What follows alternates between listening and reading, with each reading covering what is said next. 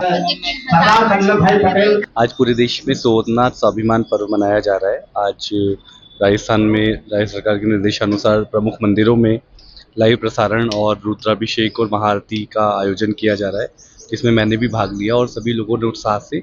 शिखरबंद मंदिर जो है यहाँ पे बहुत प्राचीन ऐतिहासिक मंदिर है। बीकानेर यूं भी एक ऐतिहासिक सांस्कृतिक नगर है, तो इसका एक विशेष महत्व है। और आज सोमनाथ स्वाभिमान पर्व पर मैं सभी को जिला प्रशासन की ओर से शुभकामनाएं देता हूँ। Thank you. विभाग जो है समाचार भी कर रहा है, कुछ यात्रा भी करा रहा है और अधिक आप मिल सके, क्या कहना चाहेंगे? देवस्थान विभाग का बहुत महत्वपूर्ण कार्य है। राजस्थान में बहुत सारे ऐसे मंदिर हैं जो देवस्थान विभाग द्वारा संचालित हैं।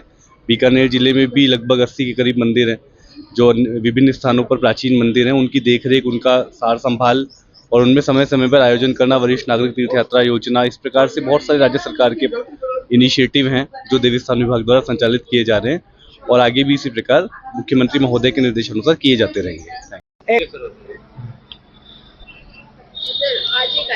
जी, भारत सरकार के द्वारा सोमनाथ जो मंदिर है गुजरात में अरब सागर के किनारे, आज उसके ऊपर आक्रमण के 1000 वर्ष पूरे होने के उपलक्ष्य में स्वाभिमान पर्व मनाया जा रहा है और 75 वर्ष इसके पुनर्निर्माण के आज जो है पूर्ण हुए हैं। सरदार वल्लभ भाई पटेल के द्वारा इनका इस मंदिर का पुनः पुनरुद्धार कराया गया था। उसी क्रम के निमित्त आज पूरे राजस्थान में, बल्कि पूरे भारतवर्ष में ये कार्यक्रम किया जा रहा है। राजस्थान में देवस्थान विभाग के माध्यम से प्रत्येक जिले के प्रमुख शिवालयों में रुद्राभिषेक और महाआरती के भोलेनाथ के जो है पूजा के कार्यक्रम रखे गए हैं। बीकानेर में यहाँ का जिला स्तरीय कार्यक्रम जूनागढ़ के सामने शिखरबंद महादेव में आयोजित किया जा रहा है और साथ ही शिववाड़ी में भी जो है ऐसा कार्यक्रम साथ में चल रहा है, जहाँ पर सोमनाथ से जो माननीय प्रधानमंत्री जी का सीधा प्रसारण रहेगा 9 बजे से लेकर 12 बजे तक। उसका सीधा प्रसारण बड़ी LED टीवी पर दिखाया जा रहा है। इसके अलावा भगवान भोलेनाथ का श्रृंगार, महाआरती और रुद्राभिषेक जो है रुद्रपाठी 5 पंडितों के द्वारा किया जा रहा है और उसके उपरांत जो है ठंडाई इत्यादि का भोग और अन्य प्रसाद वितरण किया जाएगा। और सोमनाथ स्वाभिमान पर्व के उपलक्ष्य में भारत सरकार द्वारा एक पुस्तिका का प्रकाशन किया गया है, जिसमें सोमनाथ का इतिहास और पूरे सांस्कृतिक और भगवान भोलेनाथ को समर्पित यह पुस्तिका है, जिसमें पीछे जो है कुछ पृष्ठों पर लेखन का कार्य श्रद्धालु भक्तों द्वारा किया गया है। ओम नमः शिवाय और ओंकार के जाप का भी जो है यहाँ कार्यक्रम रखा गया है।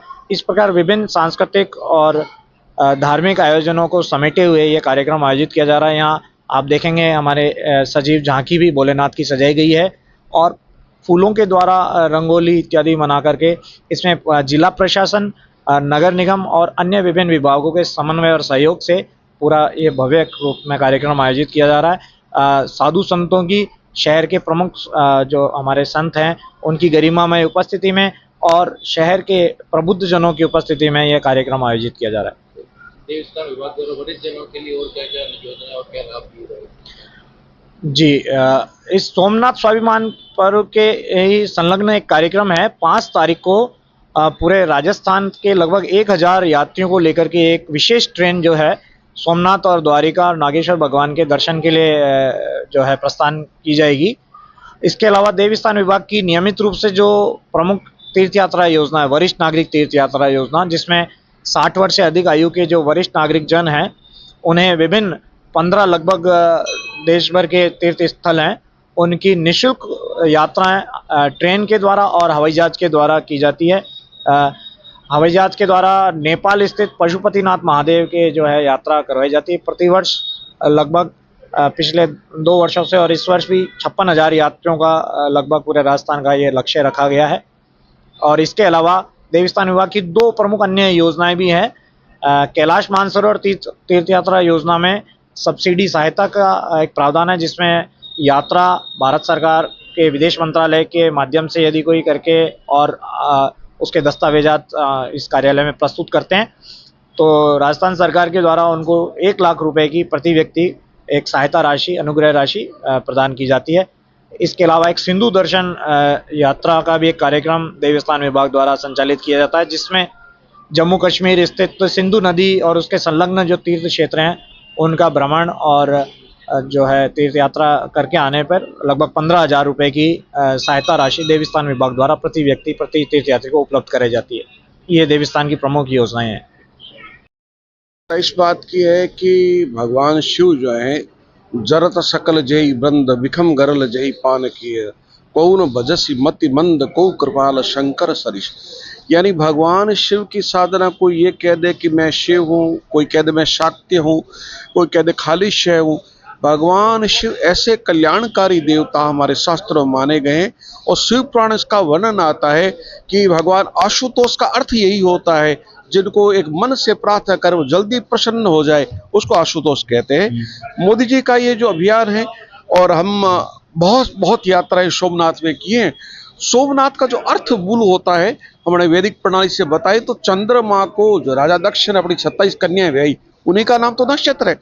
और जो 27 कन्याएं ब्याई, उस कन्याओं के अलग अलग नाम थे। अब इसमें ये रहा कि चंद्रमा ने खाली रोहिणी को अपना प्रिय माना, बाकी 26 को किनारे कर दिया। उस समय जो दक्ष प्रजापति ने कहा कि चंद्रमा मैं तेरे को ये श्राप देता हूं, और चंद्र जब शरीर क्षीण हो लगा, कसाय रोग लगे उसके शरीर में सारी अंग अंग फिरकने लगे, तो उसने भगवान सोमनाथ को प्रणाम किया। इसलिए मैं एक बात और कहना चाहता हूं, 1000 वर्ष पहले जब ये कहा गया कि 1000 पहले की ये ना मंदिर गजनी में तोड़ा गया था, मंदिर नहीं, मंदिर के तत्व को मत, मूल विग्रह को छू भी नहीं पाया वो, ये उसके बाद बनता गया। और ये 1000 वर्ष पहले जो गजनी ने किया था गलत था, लेकिन आज पूरे भारत को ये संदेश जा रहा है मोदी जी के द्वारा, और ये जा रहा है कि शिव सबके कल्याणकारी हैं, जो वर्ण जो वर्ग। और वहां सोमनाथ हजारों बार हम दर्शन करने गए हैं। इसका श्रेय हमारे लौह पुरुष वल्लभ भाई पटेल को जाता है। मंदिर के ठीक सामने का श्री विग्रह मूर्ति आदम गुलाम, हम भी उनको प्रणाम करते हैं। और पूरे भारत के लिए जो आज पूरे भारत में अनुष्ठान चल रहा है, इसके लिए पूरे भारतवासियों को हम अनंत शुभकामना देते हैं, मंगल कामना देते हैं।